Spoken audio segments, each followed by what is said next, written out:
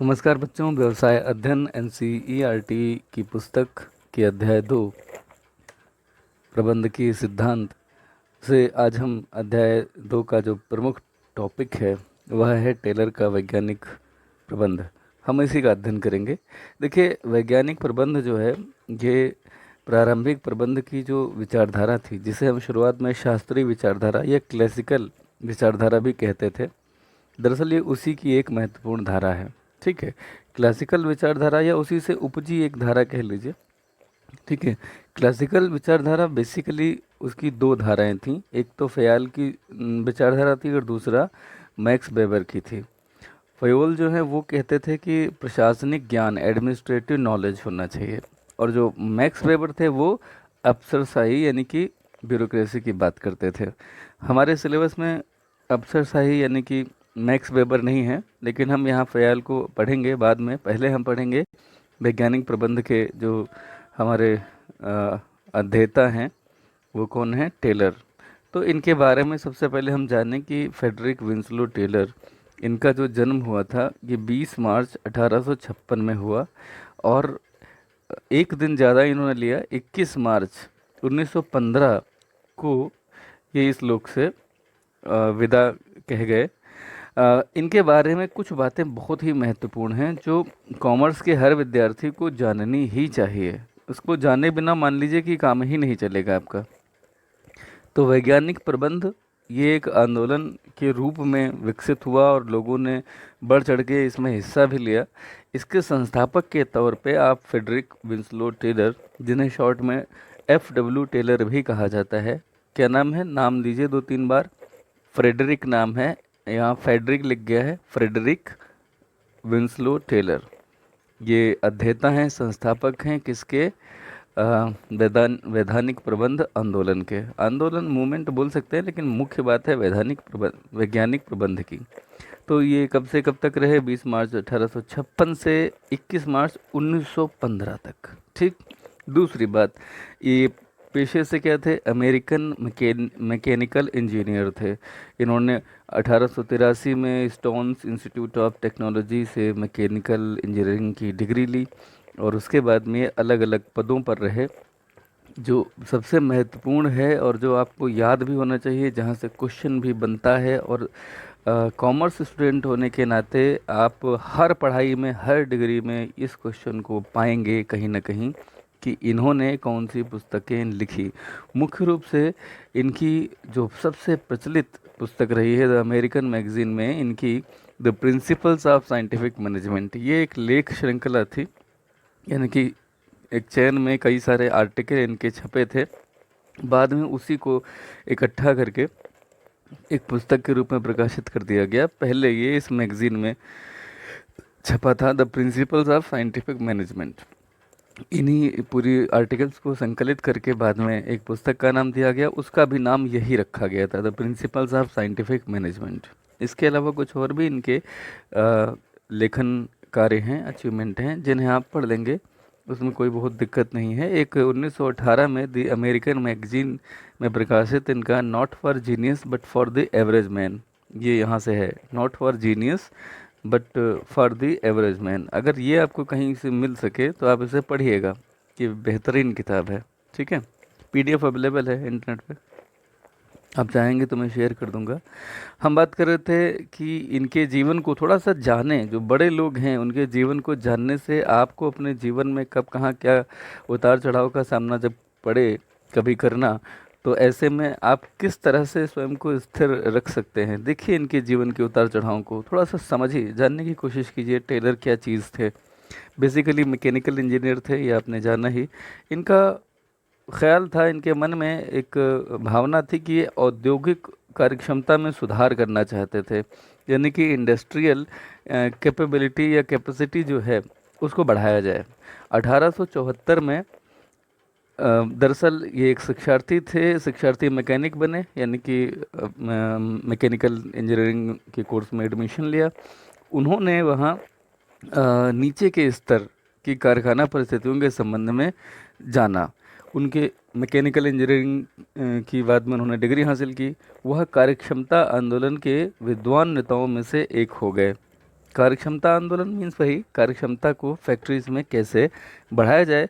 तो कई सारे लोग थे जो इस पक्ष में थे, वो जब इकट्ठा हुए और अपनी बात रखने लगे कि भाई ये सुधार होने चाहिए, तो वो एक तरह से एक मूवमेंट बन गया।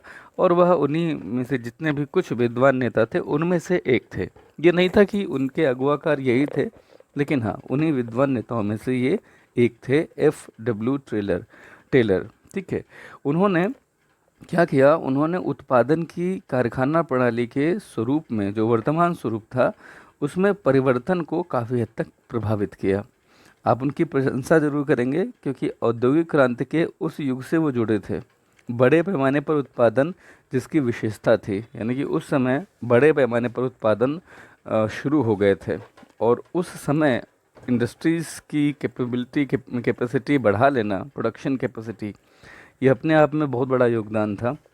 तो आप ये समझ सकते हैं कि नए विकास को संपूर्णता प्राप्त करने में समय लग जाता है। टेलर के योगदान की उत्पादन की कारखाना प्रणाली को संपूर्णता दिलाने में जो प्रयत्न थे, उसको आप उसी संदर्भ में देखें कि वो उसको लेकर के आ गए कि नहीं, ये बहुत महत्वपूर्ण नहीं है, लेकिन उन्होंने जो कोशिश की वो बहुत मायने रखती है।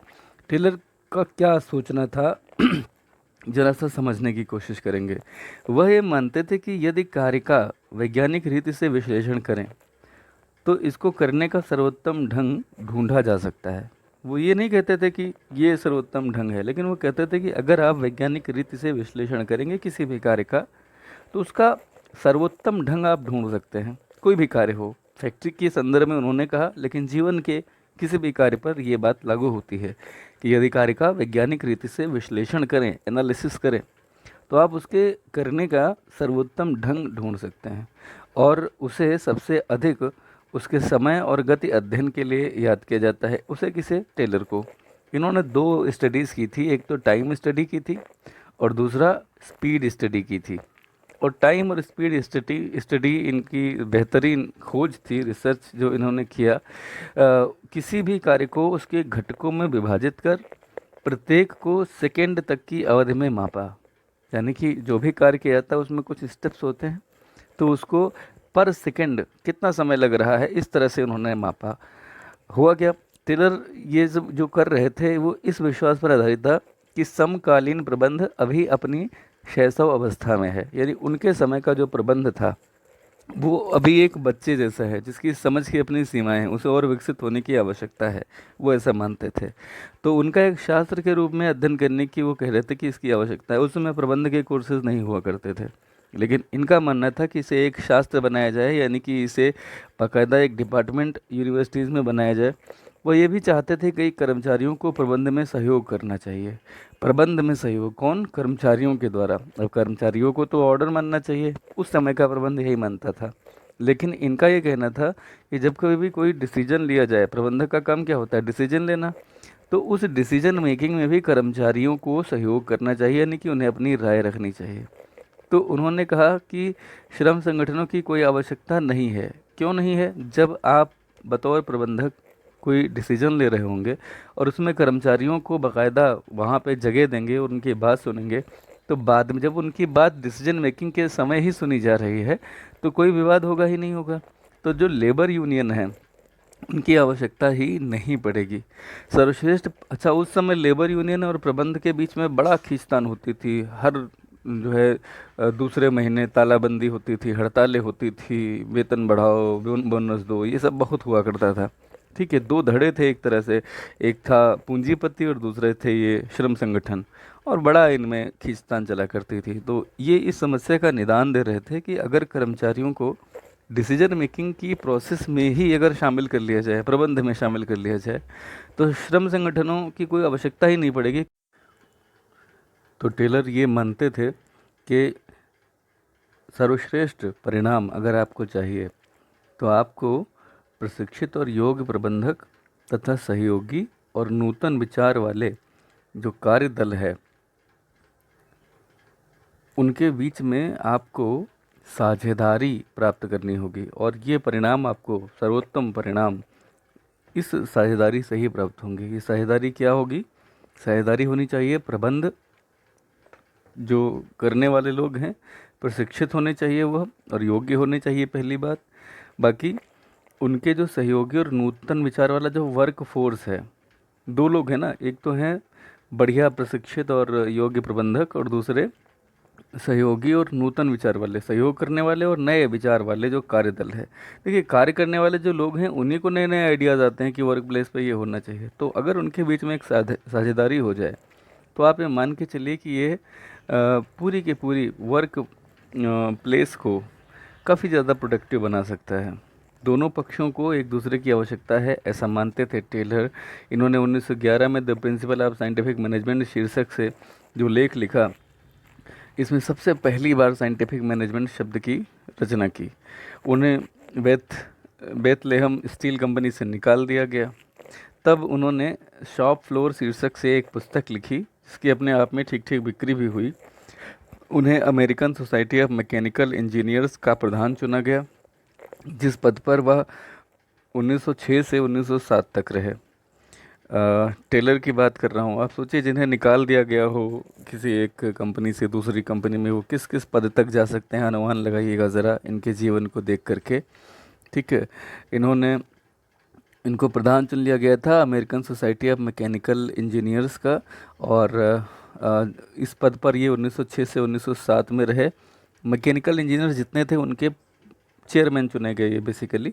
1900 डार्टमाउथ कॉलेज में स्थापित टक स्कूल ऑफ बिजनेस में वो प्रोफेसर हो गए। 1884 में इनकी नेतृत्व क्षमताओं के कारण इन्हें मिड वैले स्टील कंपनी में कार्यकारी अधिकारी यानी कि सीईओ बना दिया गया। उनके अपने साथी कामगारों को अंतराल पर कार्य करने को कहा। उन्होंने, जो उनके साथी थे, उनको अंतराल पर कार्य करने के लिए कहा, यानी कि उन्होंने बीच बीच में गैप देने वाली बात शुरू की। मैं बताऊंगा इसके बारे में, लेकिन पहले इनके बारे में कुछ बातें देखें। उन्होंने 1898 में बेथेलम आयरन कंपनी में एंट्री ली और बाद में बेथेलम स्टील कंपनी बन गई। पहले ये क्या थी? आयरन कंपनी थी। इनके आने के बाद वो स्टील कंपनी बनी। मूल रूप से आप स्टील और आयरन का तो अंतर जानते ही होंगे। रिफाइंड आयरन ही बाद में स्टील बनता है, इसकी एक अपनी प्रोसेस है। इनके आने के बाद बेथेलम आयरन कंपनी को बेथेलम स्टील कंपनी का रूप मिला। मूल रूप में इन्हें कार्यानुसार मजदूरी पद्धति लागू करने के लिए वहाँ रखा गया था। अब इस बात को समझिएगा ज़रा।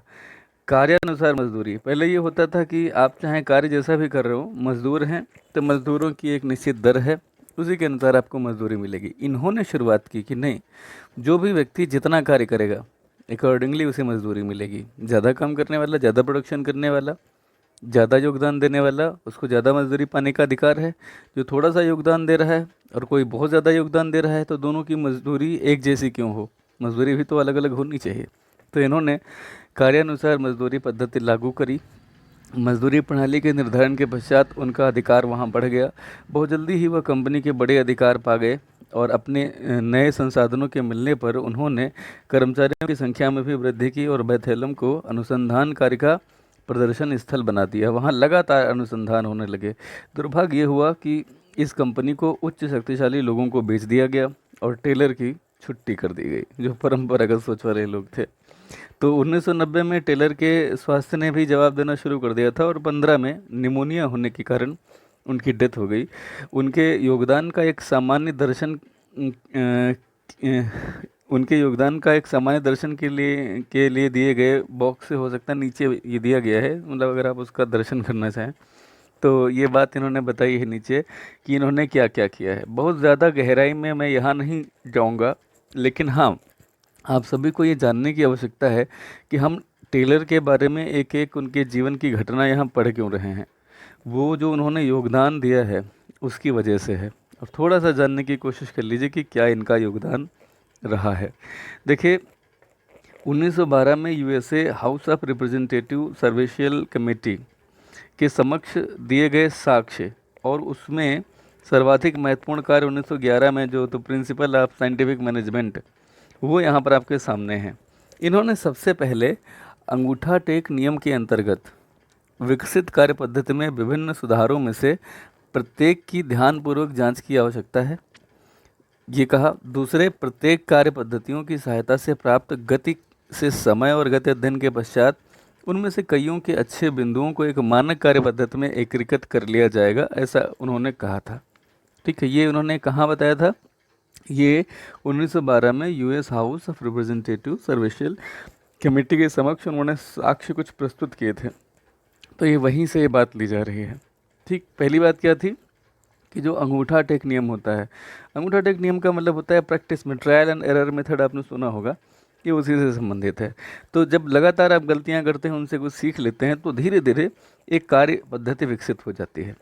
तो उसमें जो भी सुधार हो रहे हैं उनको बहुत ज़्यादा ध्यानपूर्वक जांच करने की ज़रूरत है, और प्रत्येक कार्य पद्धतियों की सहायता से प्राप्त जो गति और समय का अध्ययन है, उसे भी आप एक साथ अगर इकट्ठा करें तो मानक कार्य पद्धति के रूप में आप उन्हें इंटीग्रेटेड कर सकते हैं, जिससे कि कामगार पहले की अपेक्षा ज़्यादा तेज़ी से और सरलता से कार्य कर सकें। यह कार्य पद्धति पहले से प्रयुक्त विभिन्न कार्य पद्धतियों के स्थान पर एक मानक कार्य पद्धति के रूप में अपनाई जानी चाहिए। यह सभी कर्मचारियों के लिए तब तक मानक बनी रहती है जब तक कि गति एवं समय अध्ययन द्वारा कोई उससे और अधिक श्रेष्ठ पद्धति इसका स्थान ना ले ले। ये वैज्ञानिक प्रबंध में पृष्ठ 119 पर दी गई है। ठीक है, और वैज्ञानिक प्रबंध के मुख्य तत्व कौन कौन से होने चाहिए, ये जो इनकी पुस्तक है उसमें 129 से 130 के बीच में दिए गए हैं। इसमें क्या क्या इन्होंने सिद्धांत जो अप्लाई किए थे, उसमें समय अध्ययन था, क्रियात्मक पर्यवेक्षण था, उपकरणों का मानकीकरण, यानी कि जो उपकरण आप यूज़ कर रहे हैं वह भी स्टैंडर्डाइज होने चाहिए, कार्य पद्धतियों का मानकीकरण, जो काम आप करते हैं वो ट्रायल एंड एरर नहीं होना चाहिए, इंट्यूशन से नहीं होना चाहिए, उसको पहले से आप स्टैंडर्डाइज करके रखिए, मानकीकरण करके रखिए। और पृथक नियोजन कार्य, पृथक नियोजन कार्य का मतलब है कि आपको प्लानिंग बाकायदा उसको एक अलग से कार्य के रूप में रखना चाहिए। पहले लोगों का ये मानना था कि प्लानिंग करना मतलब समय ख़राब करना है, जितनी देर हम प्लान करेंगे उतनी देर में कुछ उत्पादन कर लेंगे। लेकिन टेलर ने कहा कि नहीं, नियोजन कार्य बहुत महत्वपूर्ण है, इसे अलग से कीजिए। अपवाद द्वारा प्रबंध का सिद्धांत, ये बहुत बढ़िया सिद्धांत है, आपके सिलेबस में है, इसे अच्छे से पढ़ाया जाएगा बाद में। लेकिन थोड़ा सा बता दें कि इसमें टेलर ये कहते हैं कि इतना बड़ा संगठन है और हर पहलू पे आप ध्यान नहीं दे सकते हैं हमेशा। तो जहाँ कहीं कोई समस्या आ रही है, जहाँ पे कोई प्रॉब्लम है, आप वहाँ पे पहले देखें और उसका समाधान करें। जहाँ जहाँ समस्या है वहाँ वहाँ समाधान करें। अब आप देखिए, जीवन के प्रत्येक क्षेत्र में इसी सिद्धांत का अनुपालन अब किया जा रहा है। आप डॉक्टर के पास जाते हैं, डॉक्टर आपके पूरे शरीर का संपूर्ण परीक्षण नहीं करता है, वो आपसे पूछता है आपकी समस्या क्या है, अब बताते हैं ये दिक्कत है, तो वह उस दिक्कत से संबंधित जो आपका बॉडी पार्ट है वह उसका परीक्षण करता है केवल। ठीक है, और अल्टीमेटली वह समस्या का निदान कर देता है। तो जहाँ एक्सेप्शनल, जहाँ पर प्रॉब्लमेटिक कोई स्थिति है, उसको सॉल्व किया जाए। यह है अपवाद द्वारा प्रबंध का सिद्धांत, जिसे बोलते हैं management principle of management of exception. ठीक है, मैनेजमेंट बाय एक्सेप्शन इसे बोला जाए, principle of management by exception. ठीक है, स्लाइड रूल्स एवं इसी प्रकार के अन्य समय बचाने वाले साधनों का प्रयोग करें आप। स्लाइड रूल एक तरीका है, एक साधन है, एक टूल है कह सकते हैं, जिसके माध्यम से आप समय बचा सकते हैं। कार्य का आवंटन और सफल निष्पादन के लिए बड़ी बोनस राशि लोगों को आप इंसेंटिव्स दें बोनस के रूप में, ताकि कार्य का सही से आवंटन भी हो जाए और उसका निष्पादन यानी कि परफॉर्मेंस भी अच्छा हो। विभेदात्मक दर का मतलब होता है कि लोगों को डिफरेंशिएटेड सैलरी दी जाए, जो जैसा काम करेगा उसको उसके अकॉर्डिंग, जैसे ओवर टाइम अगर कोई कर रहा है तो उसे एक्स्ट्रा पे किया जाए, ज़्यादा दर से दिया जाए, ऐसा इन्होंने कहा। उत्पाद एवं कार्य प्रणालियों की नेमोनिक प्रणाली विकसित की जाए, कार्यात्मक प्रणाली बने, आधुनिक लागत प्रणाली, इन चीज़ों पे इन्होंने जोर दिया। और ये फर्स्ट टाइम इन्होंने ऐसा दिया था। टेलर के इन तत्वों को प्रबंध के तंत्र के मात्र तत्व या विस्तृत विवरण इन्हें वो कहता था। वह प्रबंध जो थे, वो जो टेलर जो थे, उन्होंने प्रबंध के 4 सिद्धांतों के विस्तार के रूप में वह इन्हें देखते थे। इनके जो वैज्ञानिक प्रबंध की जो पुस्तक है उसमें ये 4 जो प्रमुख सिद्धांत थे: वास्तविक विज्ञान का विकास, कर्मचारी का वैज्ञानिक पद्धति से चयन हो, कर्मचारी का वैज्ञानिक रीति से उनको ट्रेनिंग दी जाए, उनका डेवलपमेंट हो, और प्रबंध एवं कर्मचारियों के बीच नज़दीकी और मित्रतापूर्वक सहयोग रहे। अगर ये चेक करना चाहते हैं तो दिस इज़ द वेबसाइट। तो आपने अभी तक ये जाना कि ये टेलर ये व्यक्ति थे और ये इनका व्यक्तित्व था। बाकी टेलर के वैज्ञानिक प्रबंध के जो सिद्धांत हैं, ठीक ठीक जो सिद्धांत हैं, वह हम कल की वीडियो में जानेंगे। आज के लिए इतना समझिए और इसे कई बार पढ़िएगा। टेलर बहुत महत्वपूर्ण है अगर आप मैनेजमेंट के विद्यार्थी होने जा रहे हैं तो। ठीक है, thank you so much for watching the video till and. Thank you, stay home, stay safe.